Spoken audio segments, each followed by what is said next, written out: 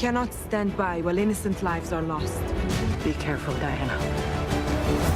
Who is this woman? That's some sound from the first Wonder Woman trailer. The movie came out in theaters in 2017, starring Israeli actor Gal Gadot as the Amazonian warrior Diana Prince, who would leave her mythical island paradise to help an American pilot take on the Germans during the First World War and save London from a deadly mustard gas bomb. Although Wonder Woman's character was created during the early days of the Second World War in 1941 by an American psychologist who wanted to see her as a model of feminism and women getting the right to vote, he wasn't Jewish, and neither was she. But with Gal Gadot portraying her on the big screen for the last 8 years and through half a dozen Hollywood films, it's merited Wonder Woman a special place in the collection of Toronto Cantor Jeremy Burko's extensive holdings of comic books. Burko is the spiritual leader of Congregation Beth Radom, where for the past 2 years, since October 7th, he's been sharing his passion for Jewish superheroes in the world of comics, amassing 550 comics so far since then, with characters ranging from Talmudic Jewish legends such as the Golem to the Golden Age of comics, and characters like Kitty Pryde, Batwoman, Harley Quinn, and Magneto. And while Superman isn't Jewish, his creators sure were, including the late Canadian artist Joe Shuster, who was from Toronto. Cantor Burko started teaching about Jewish superheroes and the Jewish artists who drew them earlier this year as part of an adult education lecture series. He's now introducing it at the synagogue's Sunday school classes for Jewish children, which start October 5th, where they'll teach that Jewish values are superhero values. And the school's logo shows a boy and a girl. Both are wearing superhero costumes and capes with Stars of David. It's a novel idea, one that Burko thought of not just to make Sunday school more entertaining, but also as his response since October 7th to the growing international boycott movement against Jewish artists and Israeli culture. While he can't do much about that, he believes he can use the comic book heroes to teach resilience and Jewish pride. A secret weapon, if you will, that will help Jewish kids and their parents shield themselves against the explosion of antisemitism here in Canada. So when they see these are the values that we're studying, these are the values that we're applying, these are the same values that you can see in the characters that you already love, know that they are coming from Jewish experience, Jewish stories, and Jewish history, and you have what to be proud of.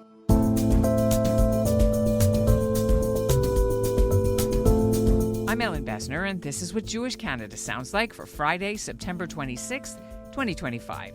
Welcome to North Star, a podcast of the Canadian Jewish News, made possible thanks to the generous support of the Ira Gluskin and Maxine Granovsky-Gluskin Charitable Foundation.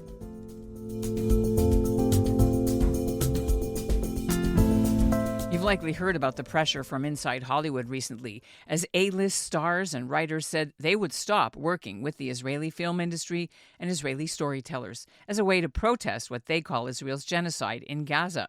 And meanwhile, some Jewish actors, including Mayim Bialik and Liv Schreiber, just came out with their own letter signed by 1,200 people opposing the boycott. Cantor Jeremy Burko says you can still find Jewish characters and culture represented in the world of comics, although it's definitely a tough time now. He's watched as Gal Gadot's contract wasn't renewed for Wonder Woman 3. He's seen how the Israeli Jewish superheroine character named Sabra, who was played by Israeli actor Shira Haas earlier this year in a Captain America film, saw the writers erase her Mossad backstory, which she'd had for nearly 50 years. Nevertheless, despite these turbulent times, Burko isn't backing down on showcasing the way his comics can teach about Holocaust education, Jewish history, Jewish values, and strength and resilience.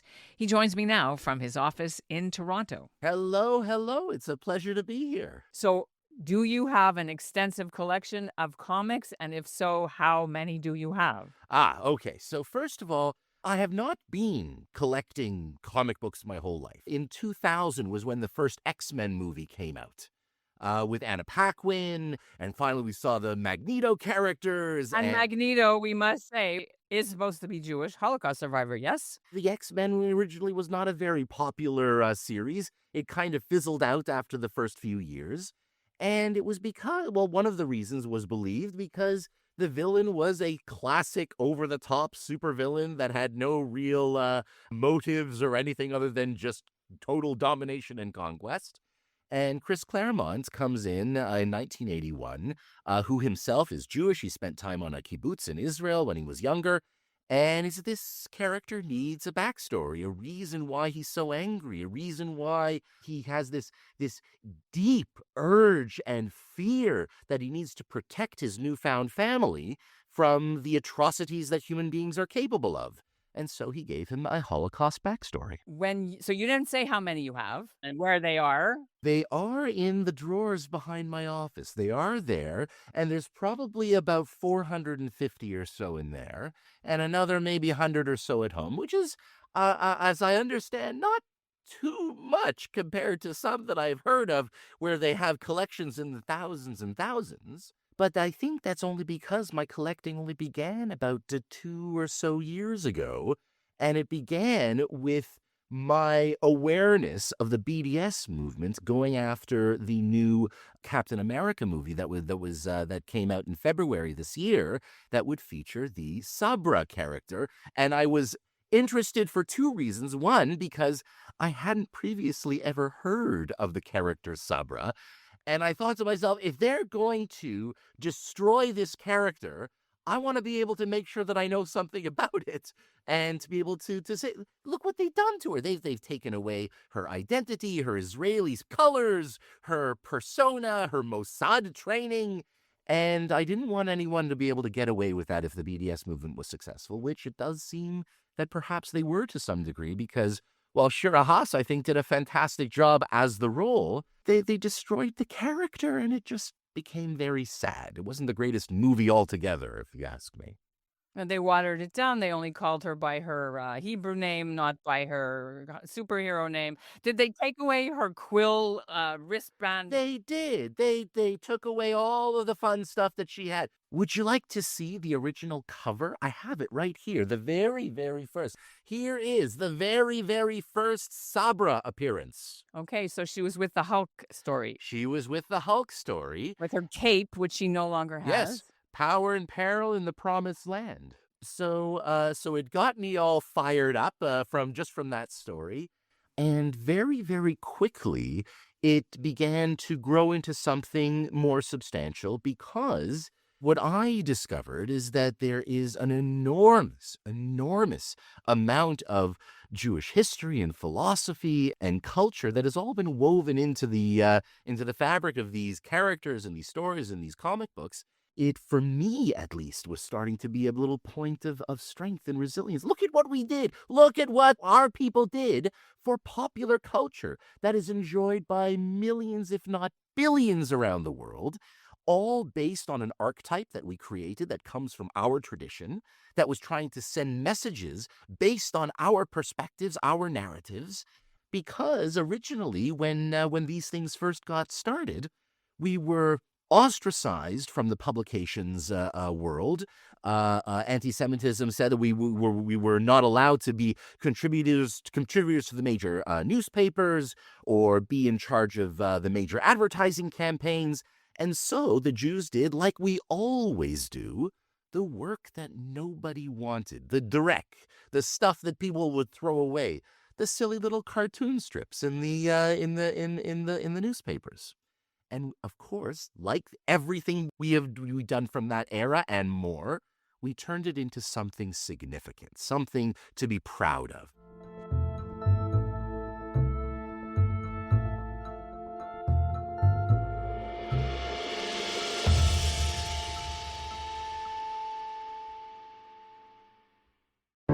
Ever since October 7th, 2023, Muslim and Jewish communities in Canada have been torn apart.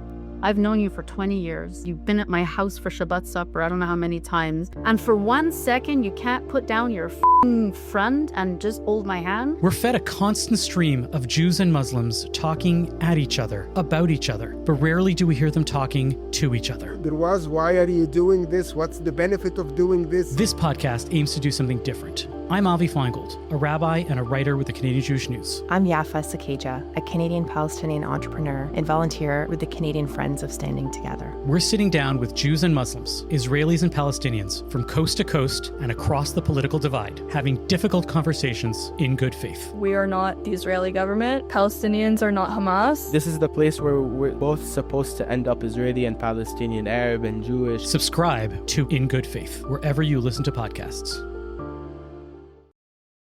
So what was the reasoning you started this 5-part series earlier in 2025? The first one was From Krakow to Krypton. Why did you want to do it for adult education in January of this year? We've been having speakers and we have programs and we've been talking about anti-Semitism in a more serious and scholarly way in that regard. This was a little bit to lighten the mood, because it's hard to be sullen when we're talking about these fun, beautiful characters and colors and art. On the one hand, to enjoy the history and to enjoy the stories, but also on the other hand, to see how it was influencing the narrative.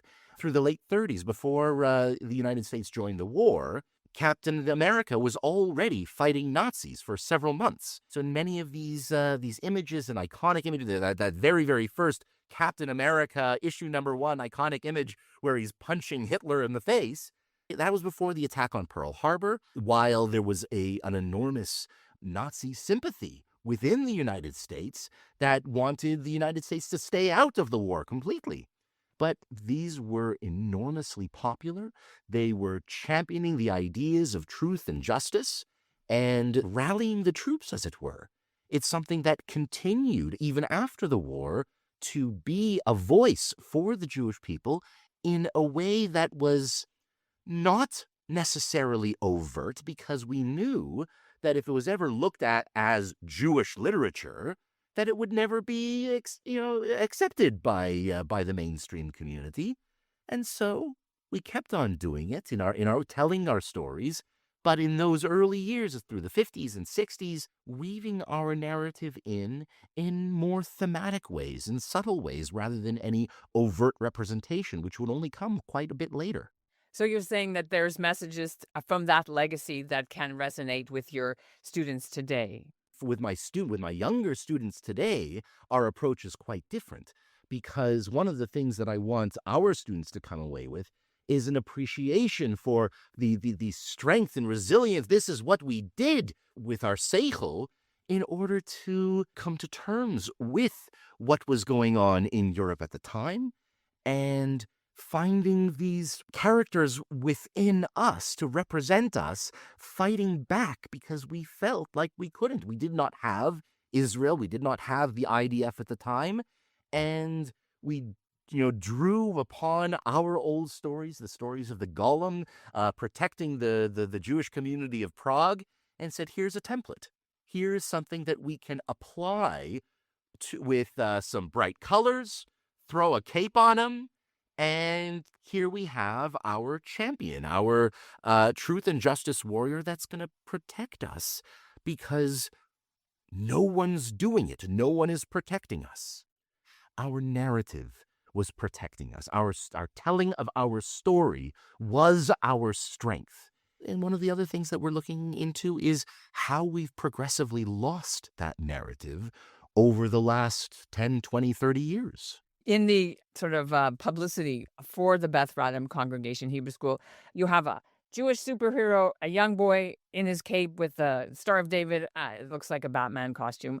And then a woman, same thing, woman superhero again. How is that giving them the superpowers, the armor, the tools to deflect the hatred and things that they have to encounter, the young kids and the students that you deal with, in their day-to-day lives since October 7th, where their teachers are calling them baby killers and they can't go to synagogue without armed guards outside, what have you? Glad you asked, because superhero values are Jewish values. We have a very values-focused curriculum in our Hebrew school, and we talk about shalom, peace, and achrayut, responsibility, avodah, hard work, mishpacha, family, all of these different items that we have.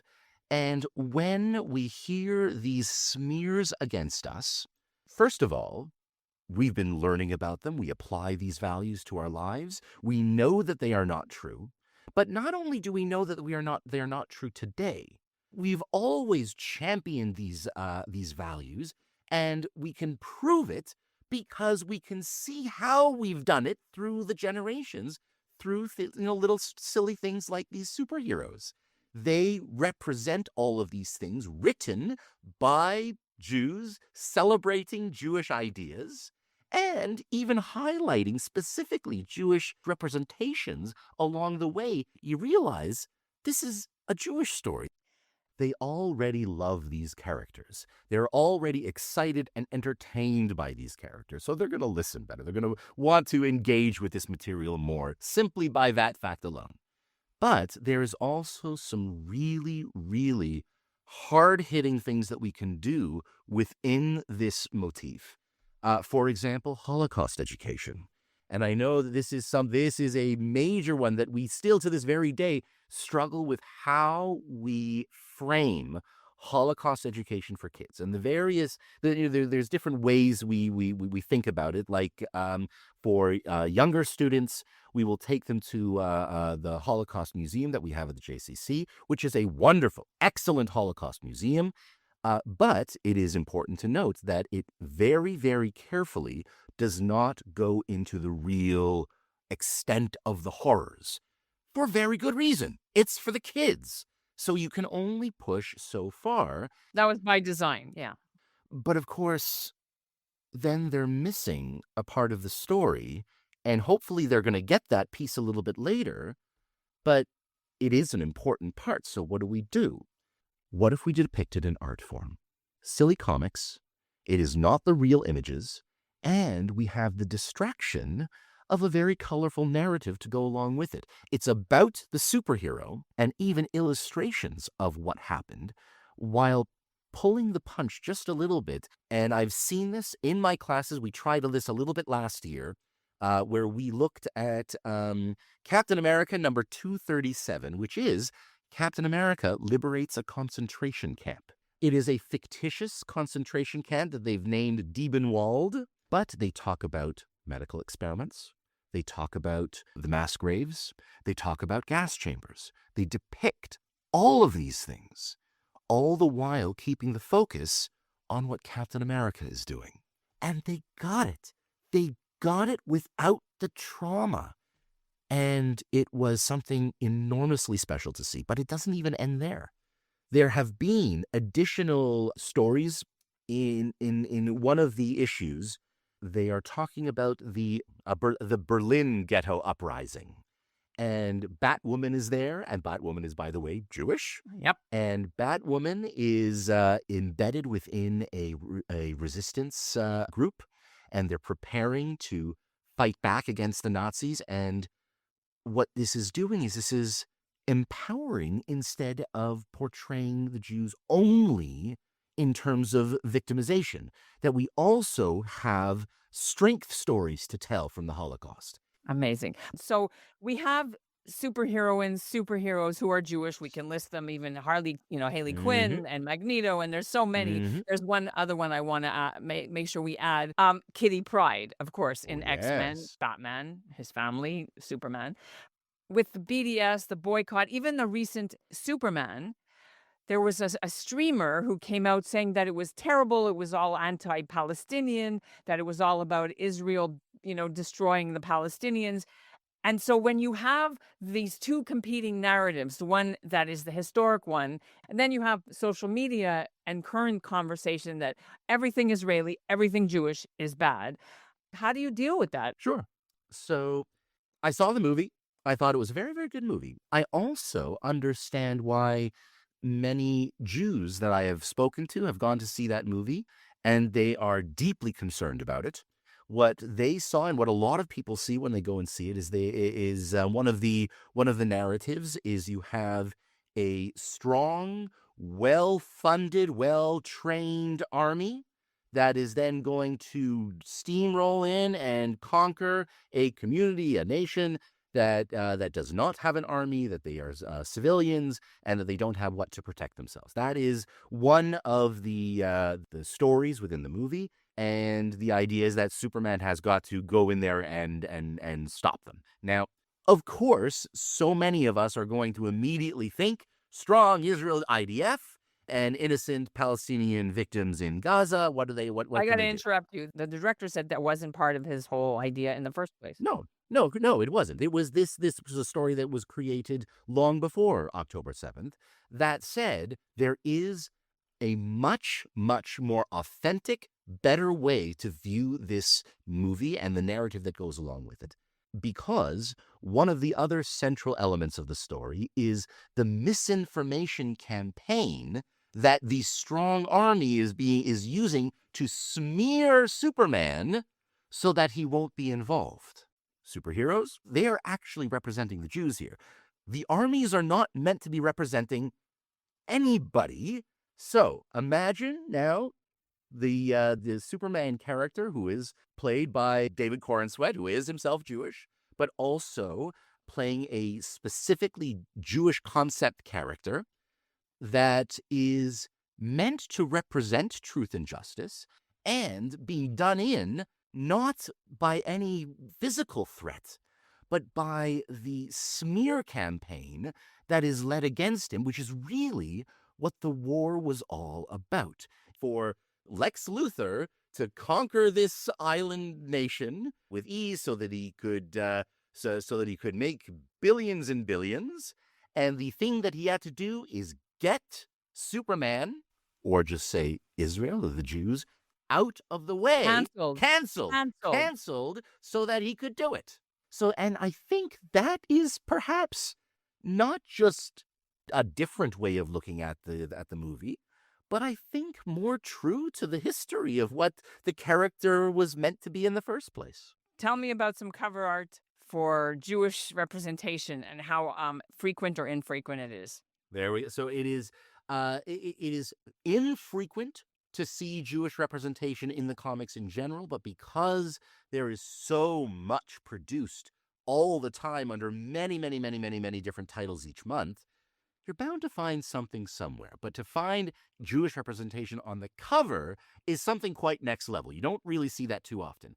But if you're asking, is there Jewish erasure in the comic book publishing industries? Absolutely. But as early as, earlier this year, here we have Kitty Pryde on the cover of X-Men celebrating Hanukkah with menorah, with latkes and sufganiyot, and standing there in the middle of the table doing her Kitty Pryde thing. So the answer is that no, it's still there. And it's still there in a major, prominent way. That said, there are definitely writers and artists working within, I think, mostly Marvel. I haven't really seen too many in DC, but with clearly some strong opinions the other way. What are the parents saying? What are the kids saying?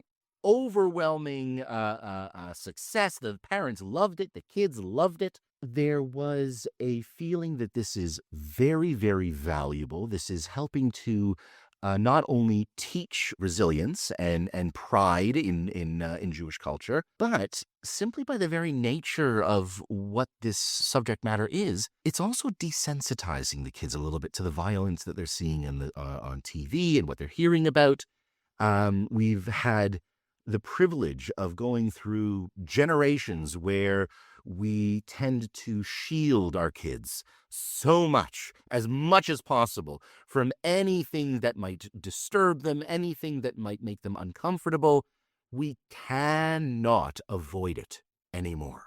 And so the question is how do our kids respond when confronted by this stuff? So number one is to brush off these kinds of attacks as, oh yeah, this is just stupid people being stupid, so it's not going to affect me so deeply. And number two, any smear that you are going to accuse me of or against my people, I draw on that these same ideas that I've been reading about. No, I know exactly who I am. I am on the side of the superheroes. I'm on the side of the guys that stand up for truth and justice. I'm on the side with the guys that want to protect people. Yeah, it's a bit more complicated today, and I have to say that a lot of Jewish people are struggling with what they see, and maybe there aren't so many heroes clear-cut on either side anymore, and I'm saying that just to be politically careful in how we talk about this. But, in World War II, we knew who the bad guys were. Here we know in some conflicts who the bad guys are, but in this one it's more nuanced and complicated, and I'm wondering if you've had to address that at all. Well, certainly within my own community, we have a multitude of different opinions, but I can certainly say that we think that the world at large saw the Holocaust as black and white back then, but that's not the case.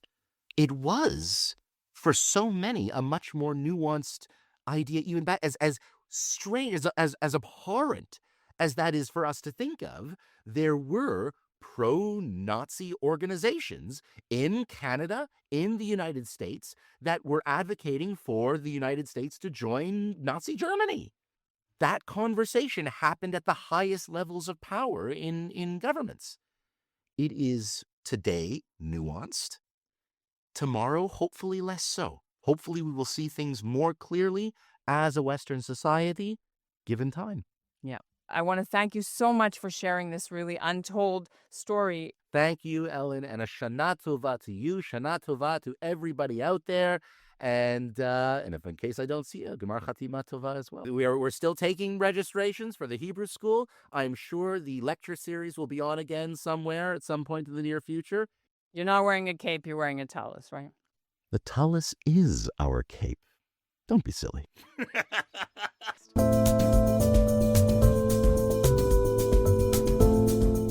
And that's what Jewish Canada sounds like for this episode of North Star, made possible thanks to the generous support of the Ira Gluskin and Maxine Granovsky-Gluskin Charitable Foundation. You can learn more about what we discussed and see some of Cantor Jeremy's comic collection. Just go to the links in our show notes. North Star is produced by Andrea Varsany and Zachary Judah Kaufman. Michael Freeman's our executive producer, and our theme is by Brett Higgins. Do you have a favorite Jewish comic book character? Write and let us know why. We're at info@thecjn.ca. Thanks for listening.